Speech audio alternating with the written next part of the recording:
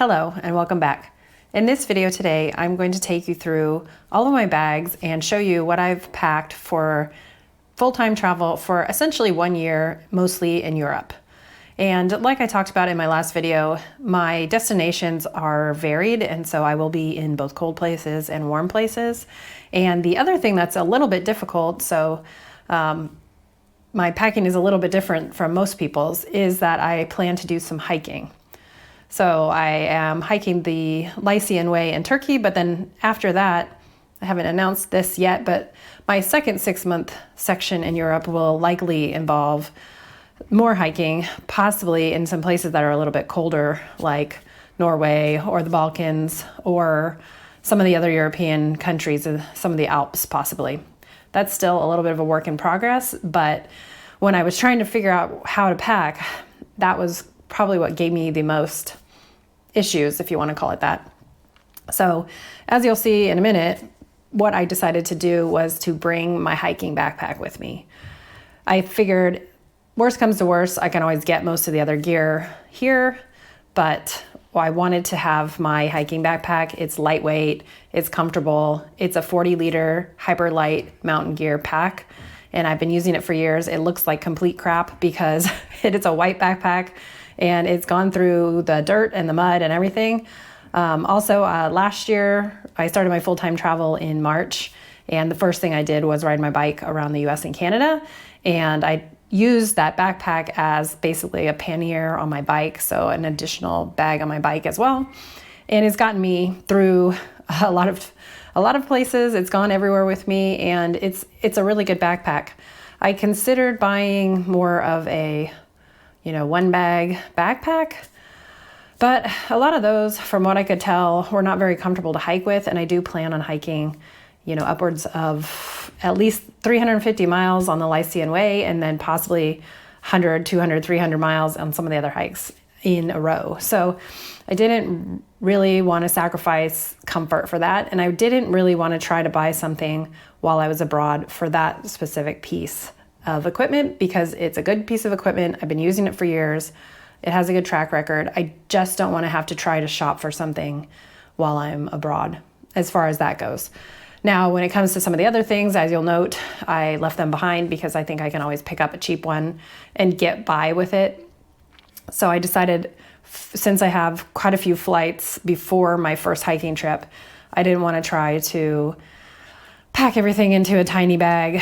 Well, it just probably wouldn't have fit as well. So I decided that I would rather just leave a few things behind, therefore not having to pay extra baggage fees. And if I have to, I'll spend the extra baggage fees on a little bit of equipment. So that's kind of what I decided to do. And you'll see that in a minute. So let me start with what I'm actually wearing. So currently I'm in a cold place. So I have, unfortunately, already had to unpack a lot of stuff and put it on because it's cold. So I'm going to start with that. Essentially what this is going to be at the beginning is my personal item. I'm not going to show my laptop, but I do carry my laptop as my personal item as well. And then you'll see the other stuff in a minute about what else goes in that bag. So here we go. So here is everything I carry inside my personal item. And this bag right here, this purse actually, is my personal item. This purse has gone everywhere with me. I used to use it when I traveled for business, and it fits a lot of stuff. And I bought a new laptop, and it's a 16-inch screen, and the laptop fits in there inside a pouch. So that purse is the bomb. Now I'm gonna just turn you around and we'll go through the rest of the stuff. Okay, well, let's get started. The first thing I want to show you is this Osprey fold-away bag. It is, I believe it's a 20-liter bag, and as you can see, it folds up super small. So I just put this in my personal item, and then basically I have a second personal item when I need it. This bag has been great. I've already used it quite a bit. And so since I'm going to be using it in a few minutes, I'm just going to pack it back up because I unpacked it to show it to you. So sunglasses, chapstick, snacks.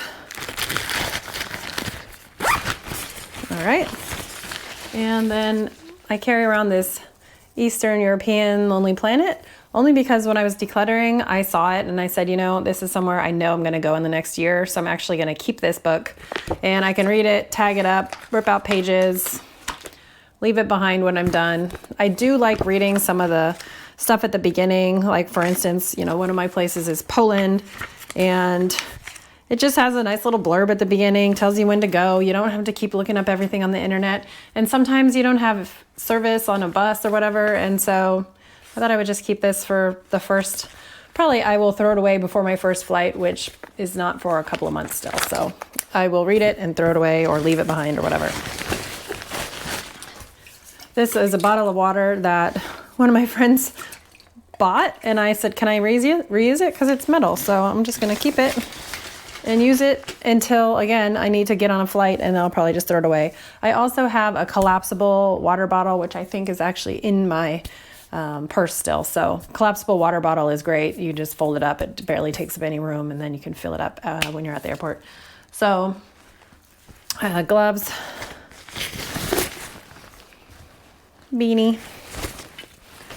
This is an umbrella. Good thing about this umbrella is actually it's in this little bag, but this little bag is also a shopping bag. So it doesn't hurt just to have a little bit extra there.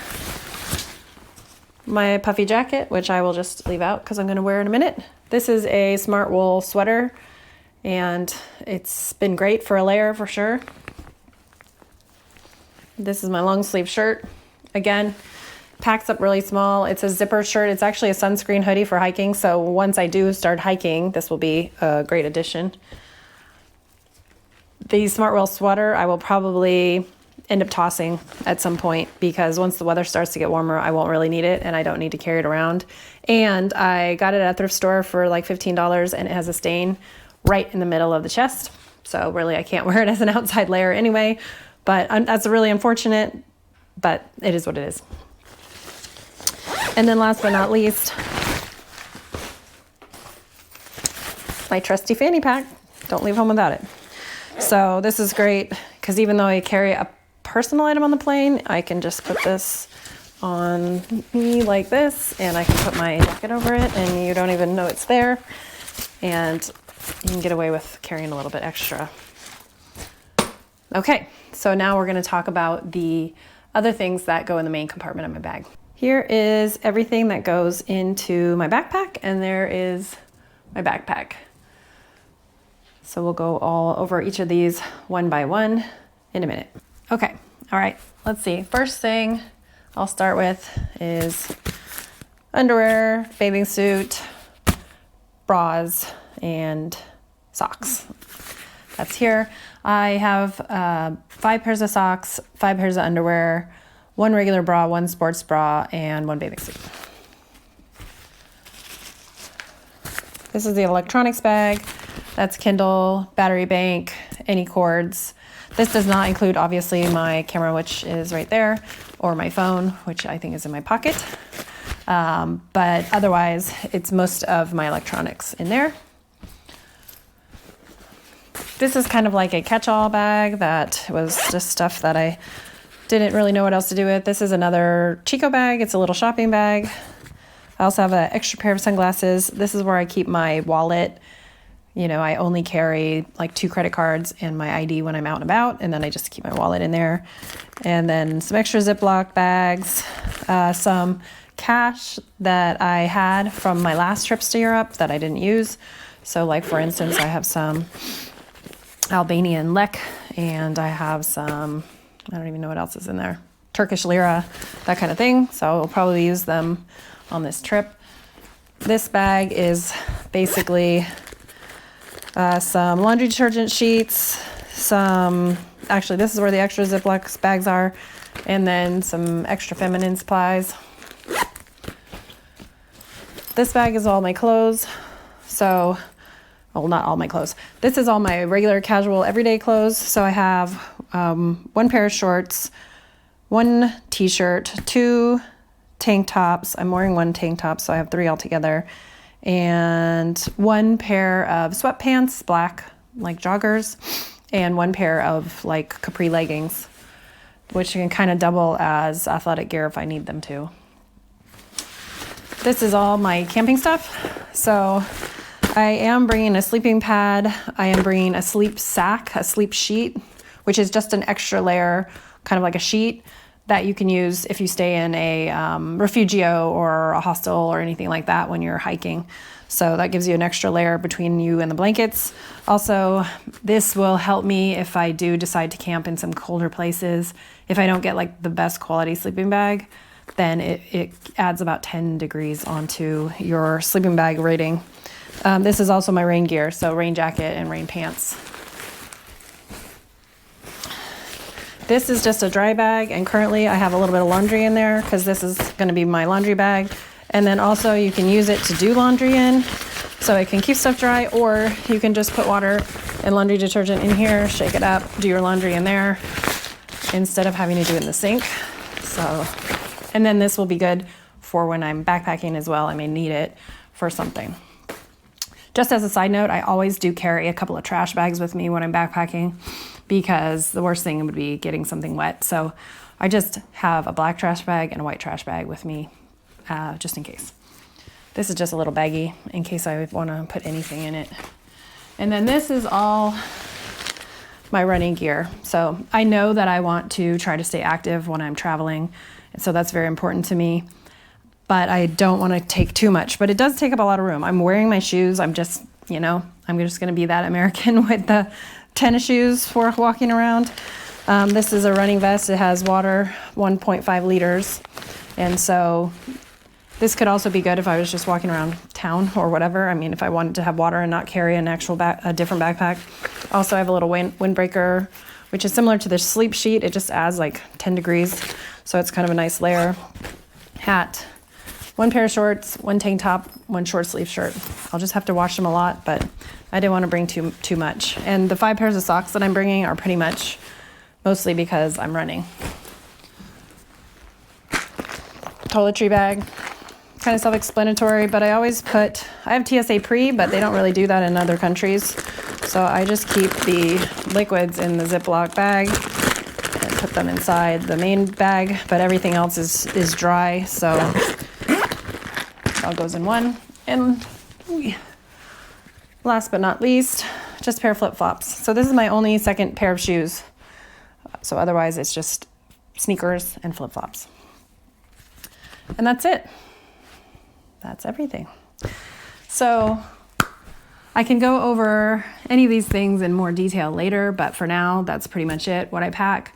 My backpack, like I said, is a 40-liter pack, and I've flown once and had no problem with it as a carry-on, but my next flight is going to be on KLM, and they do have I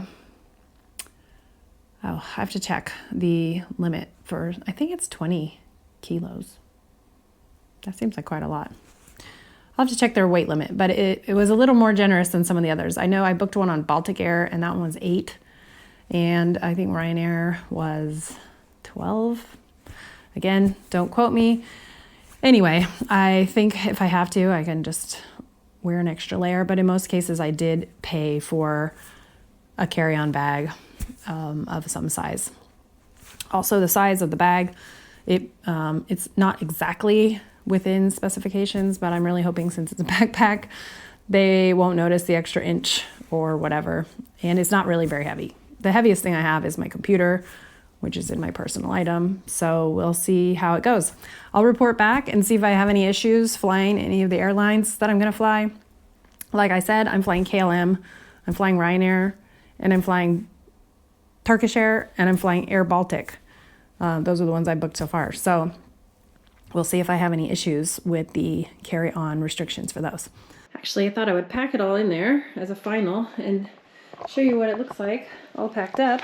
As you can see, there's still some room in the top. So if I need to try to finagle the shape of it a little bit, I think I'll be okay. So, and I don't have anything in these pockets or these pockets at all. So I think I will be okay. What do you think?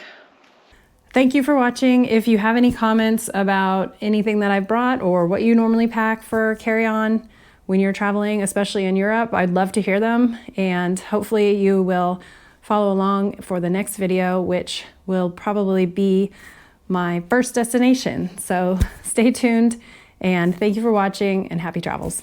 Hello and welcome back. Today I'm going to take you through my